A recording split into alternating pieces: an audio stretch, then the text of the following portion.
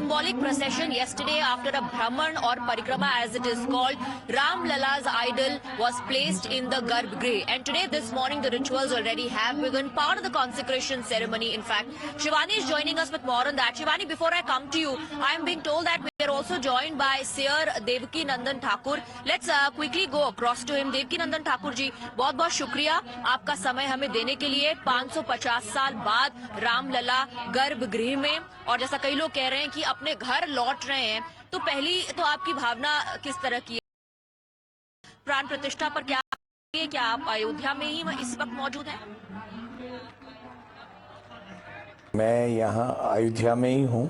15 तारीख से लेके 23 तारीख तक श्री राम कथा सांस्कृतिक विभाग के द्वारा यहाँ कराई जा रही है, जिसमें मैं इस आयोजन में सम्मिलित हूँ।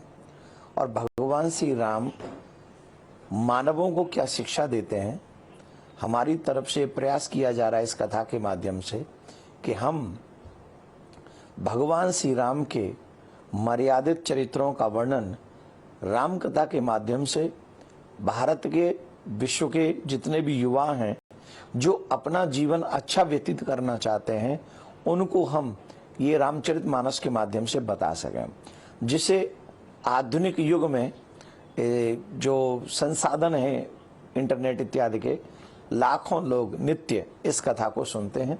तो बहुत बहुत सनातनियों के लिए हर्ष का विषय है, आनंद का विषय है कि भगवान श्री राम 500 वर्ष बाद यहाँ अपना समय देने के लिए, हम सबका कल्याण करने के लिए, हम सबका उद्धार करने के लिए 500 वर्ष की लड़ाई के बाद पधार रहे हैं। जी महाराज जी, एक तरफ जो भक्तगण हैं वो भाव विभोर हो रहे हैं और राममय पूरी अयोध्या नगरी नहीं, पूरा देश बल्कि विश्व भर में जहां जहां हिंदू हैं हर कोई राममय है इस वक्त।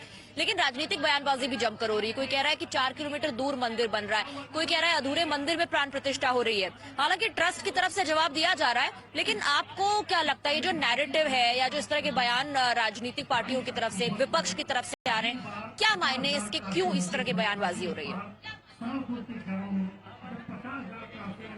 ऐसे लोगों के बयान पे हम क्या बोलेंगे? हम कोई राजनीतिक पॉलिटिकल आदमी तो है नहीं कि हम हर विषय पे अपना बोलना उचित समझें। पर हाँ, भगवान श्री राम पधार रहे हैं, हम सबके लिए हर्ष की विषय है और इस विषय को विवादित नहीं बनाना चाहिए। हम सब सनातनी जो भारत में रह रहे हैं 100 करोड़ से ज़्यादा हैं और पूरे विश्व में इतने सनातनी हैं, तो वो सभी सनातनियों के आराध्य पधार रहे हैं। तो इस विषय में हम लोग ऐसा कुछ सोचें वो बिल्कुल भी ठीक नहीं है और ऐसा कुछ कहें वो बिल्कुल भी ठीक नहीं है। राम को आने दें, विवाद तो हमारे जीवन में बहुत है, वैसे भी एक और विवाद खड़ा करने की आवश्यकता है। लेकिन महाराज जी, जो विपक्षी पार्टियां हैं ये कह रही हैं कि हमारा बयान जिस आधार पर है वो शंकराचार्यों द्वारा दिए गए स्टेटमेंट्स हैं या शंकराचार्यों द्वारा लिया गया स्टैंड है कि आधे अधूरे मंदिर में प्राण प्रतिष्ठा हो रही है। जो मुख्य पुजारी हैं सत्येंद्र दास, उन्होंने हालांकि ये कह दिया है कि प्राण प्रतिष्ठा हो सकती क्योंकि गर्भगृह कंप्लीट है, जैसा कि सोमनाथ मंदिर में भी हुआ था। क्या ये कहना पूरी तरह से गलत होगा कि अभी निर्माणाधीन है मंदिर और उसमें प्राण प्रतिष्ठा हो रही है? नहीं, देखिए, भगवान शंकराचार्य जो हमारे सनातन धर्म के सबसे बड़े पद पर विराजमान हैं, उनके वक्तव्य पर मैं ऐसा कोई भी बात बोलने का अधिकारी नहीं हूं, ना ही मेरे पास वो अधिकार है। अगर कोई और कहता है तो उसका बता दो, उसको मैं सही जवाब दे दूंगा। जी, लेकिन क्योंकि देखिए आपने कहा कि कंट्रोवर्शियल बयानों से बचना चाहिए, ऐसा हो नहीं रहा है। एक के बाद एक इस तरह के बयान जिससे कि राजनीति और गरमा रही है, नेता लगातार दे रहे हैं। कोई कह रहा है कि भगवान राम नॉनवेज खाते थे, मांसाहारी थे, कोई रामचरितमानस को लेकर के इस तरह के बयान दे रहा है जिससे लोगों की भावनाओं को ठेस पहुंच रही है। इस पर आपकी क्या राय है? आप कैसे देखते हैं इन बयानों को? विनाश काले विपरीत बुद्धि। जब नाश जीव पर छाता है तो पहले विवेक मर जाता है। जब मनुष्य का विनाश निश्चित हो जाता है तो उसकी बुद्धि काम करना बंद कर देती है और वो अनल गलल कोई भी बातें बोलने लग जाते हैं। मैं किसी का पर्सनल नाम लेके नहीं जवाब दे रहा हूँ, पर मैं एक बात समझता हूँ कि ये उनके अंत का या विनाश का वजह न बन जाए, क्योंकि आप भगवान श्री राम के विषय में जानते नहीं। रामचरितमानस कितना मर्यादित ग्रंथ है, इस बात को हम और आप सोच भी नहीं सकते।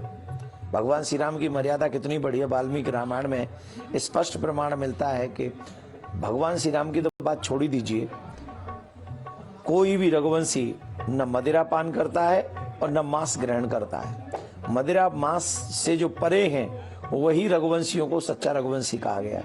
और भगवान श्री राम तो रघुवंश तिलक थे, तो रामायणों में वाल्मीकि रामायण से ज्यादा प्रमाणित तो कुछ है नहीं। और ये जो ढोल बजा रहे हैं, जो बोल रहे हैं, हमको लगता है कि इन लोगों के ऊपर इनके कर्मों का फल आ रहा है। इनके कर्मों की वजह से इनके विचार, इनके विवेक नष्ट हो गया है, विचार नष्ट हो रहे हैं, इसके कारण यह नरगल बोल रहे हैं। पर जब हम सूरज पे थूकते हैं तो क्या सूरज गंदा होता है? अगर आप सनातन पे उंगली उठाओगे, आप भगवान श्री राम को अमर्यादित शब्दों से संबोधित करोगे, तो भगवान की छवि खराब नहीं होने वाली है। इसमें तो आपको सोचना है कि आप जब थूक रहे हो तो सूरज पे थूका हुआ मुंह पे ही आएगा। वेट एंड वॉच, टाइम आ रहा है। भगवान श्री राम का अपमान करके तो रावण नहीं बचा, ये बेचारे तो कुछ भी नहीं। वेट एंड वॉच की मुद्रा में हर कोई है, और भक्त की जहां तक बात करें तो भक्त वेट कर रहे हैं प्राण प्रतिष्ठा का, और विपक्ष वॉच कर रहा है कि क्या क्या हो रहा है। बहुत बहुत शुक्रिया देवकी नंदन ठाकुर जी हमारे साथ जुड़ने के लिए और हमारे सभी सवालों का